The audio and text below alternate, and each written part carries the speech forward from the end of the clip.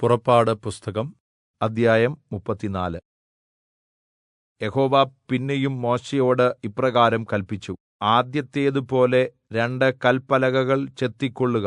നീ പൊട്ടിച്ചുകളഞ്ഞ ആദ്യത്തെ പലകകളിൽ ഉണ്ടായിരുന്ന വചനങ്ങൾ ഞാൻ ആ പലകകളിൽ എഴുതും. നീ രാവിലെ തയ്യാറായി സീനായി പർവ്വതത്തിൽ കയറി പർവ്വതത്തിന്റെ മുകളിൽ എന്റെ സന്നിധിയിൽ വരണം. നിന്നോടുകൂടെ ആരും കയറരുത്. പർവ്വതത്തിൽ എങ്ങും ആരെയും കാണരുത്. പർവ്വതത്തിനരികിൽ ആടുകളോ കന്നുകാലികളോ മേയുകയും അരുത്. അങ്ങനെ മോശെ ആദ്യത്തേതുപോലെ 2 കല്പലകകൾ ചെത്തി അതികാലത്ത് എഴുന്നേറ്റ് യഹോവ തന്നോട് കല്പിച്ചതുപോലെ സീനായി പർവ്വതത്തിൽ കയറി കല്പലകകൾ 2 കയ്യിൽ എടുത്തുകൊണ്ടുപോയി. അപ്പോൾ യഹോവ മേഘത്തിൽ ഇറങ്ങി അവിടെ അവന്റെ അടുക്കൽ നിന്ന് യഹോവയുടെ നാമത്തെ ഘോഷിച്ചു. യഹോവ അവന്റെ മുൻപാകെ വന്ന് ഘോഷിച്ചത്: യഹോവയായ ദൈവം കരുണയും കൃപയുമുള്ളവൻ, ദീർഘക്ഷമയും മഹാദയയും വിശ്വസ്തതയുമുള്ളവൻ, 1000 ദയ പാലിക്കുന്നവൻ, അകൃത്യവും അതിക്രമവും പാപവും ക്ഷമിക്കുന്നവൻ, കുറ്റമുള്ളവനെ വെറുതെ വിടാതെ പിതാക്കന്മാരുടെ അകൃത്യം മക്കളുടെ മേലും മക്കളുടെ മക്കളുടെ മേലും 3-ാമത്തെയും 4-ാമത്തെയും തലമുറയോളം സന്ദർശിക്കുന്നവൻ. അപ്പോൾ മോശെ ബദ്ധപ്പെട്ട് സാഷ്ടാംഗം വീണ് നമസ്കരിച്ചു. കർത്താവേ, അങ്ങേക്ക് എന്നോട് കൃപയുണ്ടെങ്കിൽ കർത്താവ് ഞങ്ങളുടെ മദ്ധ്യത്തിൽ നടക്കേണമേ. ഇത് ദുശ്ശാഠ്യമുള്ള ജനം ആണെങ്കിലും ഞങ്ങളുടെ അകൃത്യവും പാപവും ക്ഷമിച്ച് ഞങ്ങളെ അങ്ങയുടെ അവകാശമാക്കണമേ എന്ന് പറഞ്ഞു. അതിന് യഹോവ അരുളിച്ചെയ്തത്: ഞാൻ ഒരു നിയമം ഉണ്ടാക്കുന്നു. ഭൂമിയിലെങ്ങും ഒരു ജാതിയിലും സംഭവിച്ചിട്ടില്ലാത്ത അത്ഭുതങ്ങൾ നിന്റെ സർവ്വജനത്തിനു മുമ്പിൽ ഞാൻ ചെയ്യും. നീ സഹവാസം ചെയ്തുപോരുന്ന ജനം ഒക്കെയും യഹോവയുടെ പ്രവൃത്തിയെ കാണും. ഞാൻ നിന്നോട് ചെയ്യുവാൻ പോകുന്നത് ഭയങ്കരമായ ഒരു കാര്യമാണ്. ഇന്ന് ഞാൻ നിന്നോട് കല്പിക്കുന്നത് സൂക്ഷിച്ചുകൊള്ളുക. അമോര്യൻ, കനാന്യൻ, ഹിത്യൻ, പെരിസ്യൻ, ഹിവ്യൻ, യെബൂസ്യൻ എന്നിവരെ ഞാൻ നിന്റെ മുമ്പിൽ നിന്ന് ഓടിച്ചുകളയും. നീ ചെല്ലുന്ന ദേശത്തിലെ നിവാസികളോട് നീ ഒരു ഉടമ്പടി ചെയ്യാതിരിക്കുവാൻ കരുതിക്കൊള്ളുക. അല്ലെങ്കിൽ അത് നിന്റെ മദ്ധ്യത്തിൽ ഒരു കെണിയായിരിക്കും. നിങ്ങൾ അവരുടെ ബലിപീഠങ്ങൾ ഇടിച്ച് വിഗ്രഹങ്ങളെ തകർത്ത് അശേരാപ്രതിഷ്ഠകൾ വെട്ടിക്കളയണം. അന്യദൈവത്തെ നമസ്കരിക്കരുത്. യഹോവയുടെ നാമം തീക്ഷ്ണൻ എന്നാകുന്നു. അവൻ തീക്ഷ്ണതയുള്ള ദൈവം തന്നെ. ആ ദേശത്തിലെ നിവാസികളോട് ഉടമ്പടി ചെയ്യരുത്.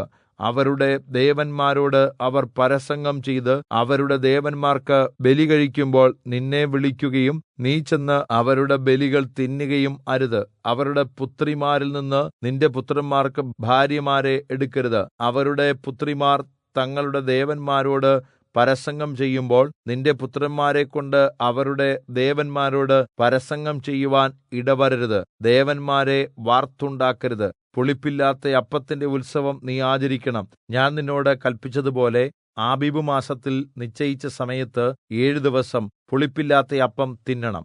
ആബീബ് മാസത്തിലാണല്ലോ നീ ഈജിപ്റ്റിൽ നിന്ന് പുറപ്പെട്ടു പോന്നത്.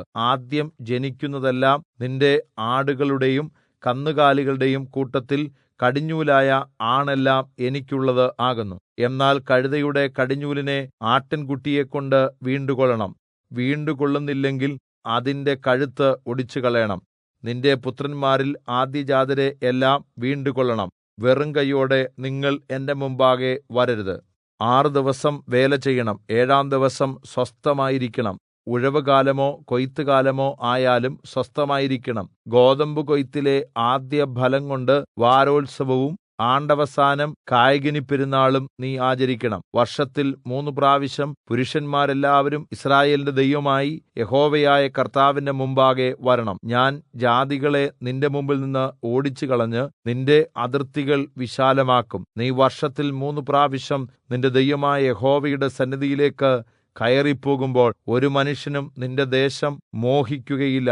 എനിക്കുള്ള യാഗരക്തം പുളിപ്പുള്ള അപ്പത്തോടുകൂടി അർപ്പിക്കരുത്. പെസഹ പെരുന്നാളിലെ യാഗം പ്രഭാതകാലം വരെ വെച്ചേക്കരുത്. നിന്റെ നിലത്തിലെ ആദ്യ വിളവിന്റെ ആദ്യഫലം നിന്റെ ദൈവമായ യഹോവയുടെ ആലയത്തിൽ കൊണ്ടുവരണം. കോലാട്ടിൻകുട്ടിയെ അതിന്റെ തള്ളയുടെ പാലിൽ പാകം ചെയ്യരുത്. യഹോവ പിന്നെയും മോശെയോട് ഈ വചനങ്ങൾ എഴുതിക്കൊള്ളുക. ഈ വചനങ്ങൾ ആധാരമാക്കി ഞാൻ നിന്നോടും യിസ്രായേലിനോടും നിയമം ചെയ്തിരിക്കുന്നു എന്ന് അരുളിച്ചെയ്തു. അവൻ അവിടെ ഭക്ഷണം കഴിക്കാതെയും വെള്ളം കുടിക്കാതെയും 40 പകലും 40 രാവും യഹോവയോട് കൂടി ആയിരുന്നു. യഹോവ 10 കല്പനയായ നിയമത്തിന്റെ വചനങ്ങൾ പലകയിൽ എഴുതിക്കൊടുത്തു. യഹോവ തന്നോട് സംസാരിച്ചതിനാൽ തന്റെ മുഖത്തിന്റെ ത്വക്ക് പ്രകാശിച്ചു എന്ന് മോശെ സാക്ഷ്യത്തിന്റെ പലകകൾ രണ്ടും കയ്യിൽ പിടിച്ചുകൊണ്ട് സീനായി പർവ്വതത്തിൽ നിന്ന് ഇറങ്ങുമ്പോൾ അറിഞ്ഞില്ല.